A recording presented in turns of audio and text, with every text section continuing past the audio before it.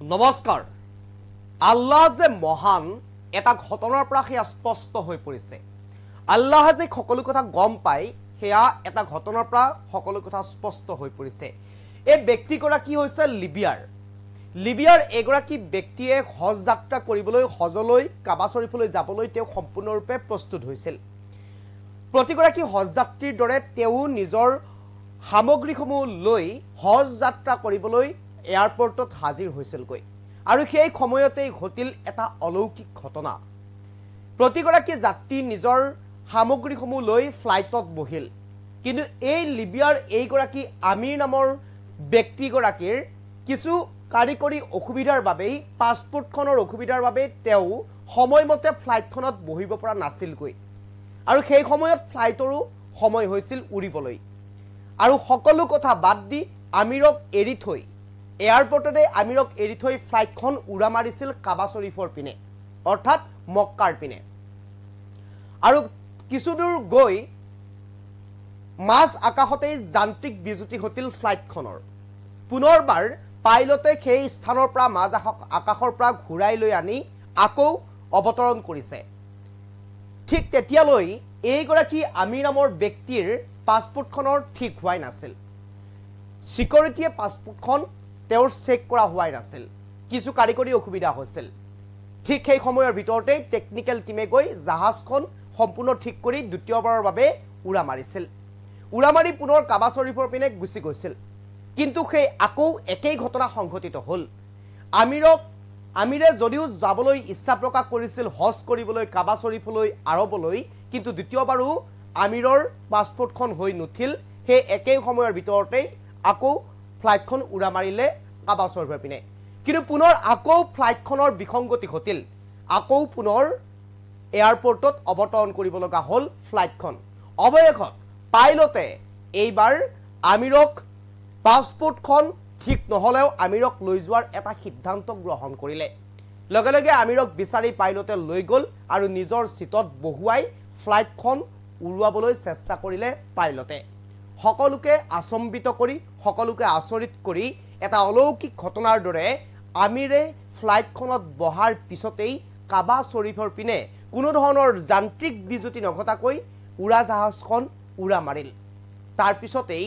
এই খবৰ সমগ্ৰ বিশ্বত বিয়পি পৰিল ইমান বিয়পি পৰিল আৰবৰ যিগৰাকী কাবা শৰীফৰ যিগৰাকী ইমাম কাবা শৰীফৰ ইমামৰ কাণত পৰিল গৈ এই আমিৰৰ কথা আৰু অৱশেষত আমিৰ যে এগৰাকী আল্লাহৰ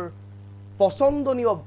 ব্যক্তি হৈ পৰিল সেই কথা স্পষ্ট হৈ পৰিছে অৰ্থাৎ যেতিয়ালৈ আমিৰে ফ্লাইটত উঠিব পৰা নাছিল তেতিয়ালৈ কিন্তু ফ্লাইটখন কাবা শৰীফৰ পিনে খুচি যোৱা নাছিল বুলি এতিয়া একাংশই সামাজিক মাধ্যমত কোৱা পৰিলক্ষিত হৈছে আৰু এই অলৌকিক ঘটনাৰ পিছতেই এক প্ৰকাৰ সমগ্ৰ বিশ্বতে এই খবৰ এতিয়া বিয়পি পৰিছে এই মুহূৰ্তত আমি সবিশেষ খবৰ লইবৰ কাৰণে চেষ্টা কৰিছো এই মুহূৰ্তত আটাইতকৈ গুৰুত্বপূৰ্ণ খবৰ আমিৰক লৈ নোযোৱাৰ বাবে মক্কালৈ নুৰিল উৰা জাহাজ আমিৰক লৈ নোযোৱাৰ বাবে মক্কালৈ নুৰিল উৰা জাহাজ আমিৰ আল মাহদি মনসুৰ আল গাদাফিৰ নামৰ এগৰাকী ব্যক্তিৰ এক জিয়া কাহিনী ব্যক্তিগৰাকীক কিছু কাৰিকৰী বিজুতিৰ বাবে বিমানবন্দৰৰ পৰা জাহাজত উঠাৰ অনুমতি দিয়া নাছিল কিন্তু ব্যক্তিগৰাকী হজ কৰাৰ উদ্দেশ্যে ওলাই আহিছিল সকলো ঠিকে আছিল কিন্তু পাছপোৰ্টৰ কিছু খেলিমেলিৰ বাবে উঠিব দিয়া নাছিল জাহাজত আমিৰক জাহাজত নুঠুৱাকৈ উৰা মাৰিছিল অন্য হজ যাত্ৰীলৈ জাহাজখন কিন্তু দুবাৰকৈ বেয়া হৈ থাকিল উৰা জাহাজ যেতিয়া আমিৰক উঠাই ললে পাইলটে তেতিয়াহে মক্কালৈ চলিল উৰা জাহাজ এই ঘটনা সংঘটিত হৈছে এগৰাকী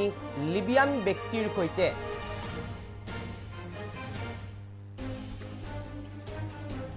আৰু তাৰ পিছতে ব্যক্তিগৰাকীৰ মহত্বৰ কথা সকলোৱে ধৰিব পাৰিছিল ব্যক্তিগৰাকীৰ যে হজ আল্লাহৰ ওচৰত পছন্দনীয় তাৰ উমান পাইছিল অন্য লোকসকলে এটা অলৌকিক ঘটনা বুলি ক'ব লাগিব আমি দৃশ্যাংশ দেখুৱাইছো এইগৰাকী আছিল সেইগৰাকী ব্যক্তি লিবিয়াৰ আমিৰ নামৰ ব্যক্তিগৰাকী আমিৰ আল মাহদি মনছুৰ আল গাদ্দাফিৰ নামৰ এইগৰাকী ব্যক্তি হৈছে লিবিয়াৰ আৰু লিবিয়াৰ এইগৰাকী ব্যক্তি হজ কৰিবলৈ মনস্থ কৰিছিল এইবাৰ আৰু হজ কৰিবলৈ মনস্থ কৰাৰ পিছতে এই ব্যক্তিগৰাকীয়ে আন হজ যাত্ৰীসকলৰ দৰে তেওঁ বিমানবন্দৰত আহি উপস্থিত হৈছিল আৰু তেওঁৰ কিছু পাছপোৰ্টৰ খেলিমেলিৰ বাবেই বিমানত উঠিবলৈ তেওঁ সক্ষম হোৱা নাছিল কিন্তু তাৰ বিপৰীতে আন যাত্ৰীসকলে বিমানত সময়মতে উঠিছিল আৰু সময়মতে বিমান উৰা মাৰিছিল সেই সময়লৈ কিন্তু ব্যক্তিগৰাকীৰ পাছপোৰ্টৰ অসুবিধাই চলিছিল দুবাৰকৈ উৰাজাহাজখন উৰা মাৰিলে কিন্তু মাজ আকাশত বিসংগতি হৈ পুনৰ ঘূৰি আহিব লগা হ'ল তৃতীয়বাৰ যেতিয়া এইগৰাকী ব্যক্তি আমিৰক লৈ উৰা মাৰিলে তেতিয়াহে কিন্তু বিমানবন্দৰৰ পৰা জাহাজখন উৰা মাৰিবলৈ সক্ষম হ'ল কোনো বিসংগতি নোহোৱাকে এই ঘটনাৰ পিছতে এতিয়া চৰ্চাৰ সৃষ্টি হৈছে এইগৰাকী ব্যক্তিৰ যে মহত্ব এইগৰাকী ব্যক্তিৰ যে হজ আল্লাহৰ ওচৰত পছন্দনীয় হৈছে সেই কথা এতিয়া স্পষ্ট হৈ পৰিছে বা সেয়া প্ৰকৃত যে সত্য সেই কথা এতিয়া ইছলাম ধৰ্মৰ লোকসকলে ক'বলৈ আৰম্ভ কৰিছে সমগ্ৰ বিশ্বতে এক প্ৰকাৰ এই বিষয়টো এতিয়া চৰ্চাৰ সৃষ্টি হৈছে লিবিয়ানৰ এই ব্যক্তিগৰাকী নাম আমিৰ আৰু আমিৰৰ এনে মহত্ব এতিয়া সমগ্ৰ বিশ্বতে চৰ্চাৰ সৃষ্টি হৈছে আমাৰ হাতত কিছু দৃশ্যাংশ আছে দৃশ্যাংশ আমি দেখুৱাৰ কাৰণে চেষ্টা কৰিম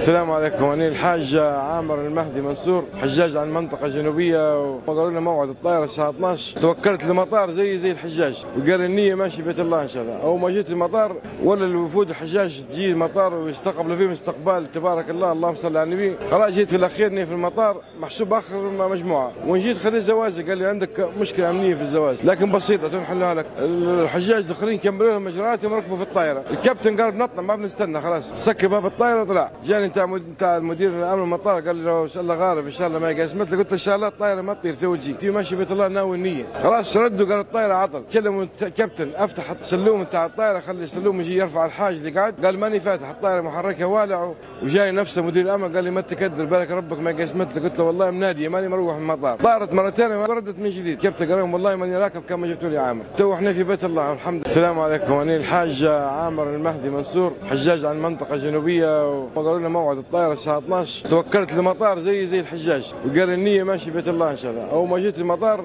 ولا الوفود الحجاج تجي المطار ويستقبل